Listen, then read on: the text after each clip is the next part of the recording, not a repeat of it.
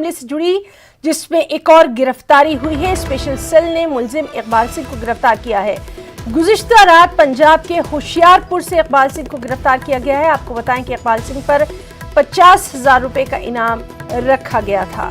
तो बेहद अहम खबर, 26 जनवरी तशद्दुद मामले में एक और गिरफ्तारी हुई है। स्पेशल सेल ने इकबाल सिंह को पंजाब के होशियारपुर से गिरफ्तार किया है। इकबाल सिंह पर 50,000 रुपए का इनाम था।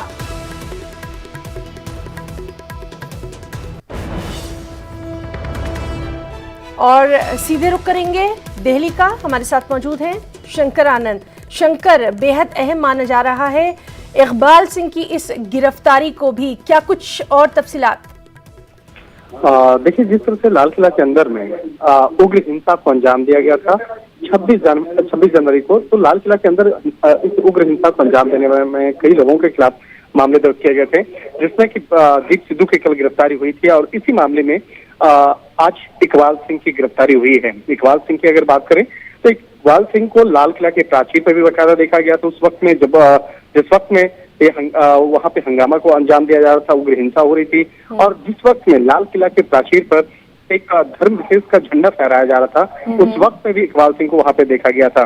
तो एक तरह से कह सकते हैं कि इस मामले की गंभीरता को देखते हुए ये मामला जो है कई लोगों के खिलाफ दर्ज किया गया था, और इसी मामले पर बाकायदा कार्रवाई करते हुए दिल्ली पुलिस के स्पेशल सेल में इकबाल सिंह को गिरफ्तार किया गया है। आज इस मामले में जो हमारे स्पेशल सेल के हमारे जो सूत्र हैं उनका कहना है कि आज रोहिणी स्थित जो स्पेशल सेल का दफ्तर है, आज बाकायदा वहाँ 1 बजे उसके बारे में जानकारी भी दी जाएगी।